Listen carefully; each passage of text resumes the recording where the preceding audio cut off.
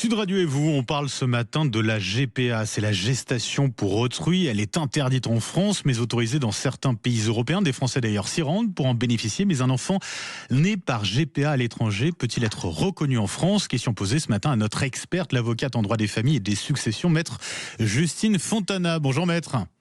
Bonjour Benjamin. Et un grand merci d'être avec nous ce matin. Alors, on n'a pas vraiment de chiffre officiel sur le nombre de Français ayant eu recours à une GPA à l'étranger. En 2018, on évoquait les chiffres de 200 à 300 enfants en moyenne chaque année. Est-ce que la France reconnaît ces enfants nés à l'étranger d'une GPA? Et si oui, sous quelles conditions, maître?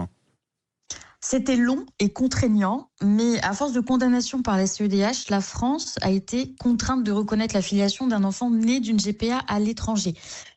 Il faut que les parents qui demandent la retranscription de cette filiation répondent à deux conditions principales. La première, c'est que la filiation avec l'enfant doit avoir été légalement établie dans le pays dans lequel la GPA a eu lieu à l'égard d'un ou des deux parents. Et la deuxième condition, c'est effectivement que la GPA soit légale dans le pays dans lequel elle a été pratiquée. Donc, ouais. Notamment, ça peut être alors les Pays-Bas, la Grèce, je voyais, ou le Portugal notamment. Oui, ça peut être aussi les États-Unis, l'Ukraine également. Bon, c'est un peu plus compliqué en ce moment, mais l'Ukraine a été un pays qui a fourni énormément d'enfants à des couples français. Démarche longue ou pas? Ce sont des démarches aujourd'hui qui sont raccourcies, qui restent longues parce qu'il y a quand même une obligation de vérification de la part de l'État français.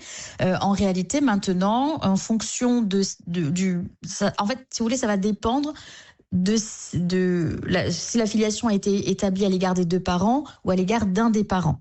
Ça va également dépendre de l'acte de l'État d'origine, de la forme de l'acte de l'État d'origine qui a reconnu cette filiation. Ça peut être soit un acte d'état civil, soit un jugement.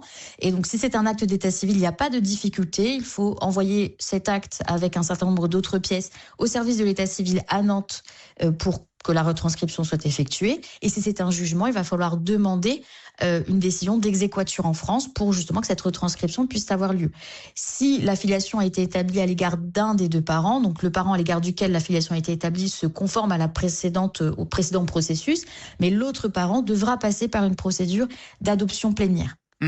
Et donc dans ces cas-là, on a la filiation reconnue par la France avec ces documents dont vous parliez à fournir pour ces démarches.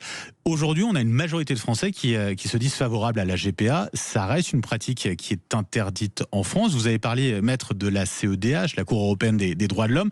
Que dit véritablement l'Union européenne à propos de la GPA ?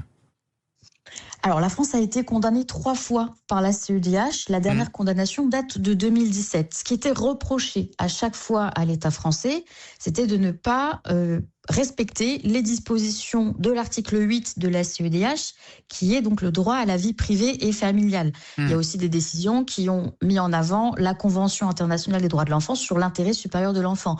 Puisqu'en réalité, la France mettait des enfants dans une situation qui était fort indélicate et surtout des enfants qui n'étaient pas en règle et qui n'étaient pas reconnus par l'État français, puisque l'affiliation avec les parents dans l'État d'origine, en tout cas avec la mère qui accouche dans l'État d'origine, n'était plus établie. Ils vivaient en France sans lien de filiation avec les parents d'intention, entre guillemets, qui les élevaient, qui avaient de grosses difficultés à faire des démarches pour les inscriptions à l'école, pour les inscriptions à la fac. Et donc, nécessairement, ça mettait ces enfants dans une situation fort inconfortable. Mais ça ne veut pas dire que ça oblige, d'une certaine manière, la France à autoriser, en tout cas à légaliser cette pratique de la GPA. Non, on a un article au sein du Code civil qui est le principe de l'indisponibilité du corps humain, ce qui fait qu'aujourd'hui, il est impossible pour une femme qui en aurait l'envie et des parents qui auraient qui ressentiraient le besoin d'avoir accès à la parentalité, interdit de mettre à disposition son corps pour porter l'enfant d'autrui. Et donc, c'est interdit aujourd'hui en France. Voilà. Merci beaucoup, merci infiniment pour toutes ces précisions, maître Justine Fontana. Je le rappelle, vous êtes avocate en droit des familles et des successions. Vous exercez précisément à l'UNEL, c'est entre Nîmes et Montpellier. Merci maître et passez une très belle journée.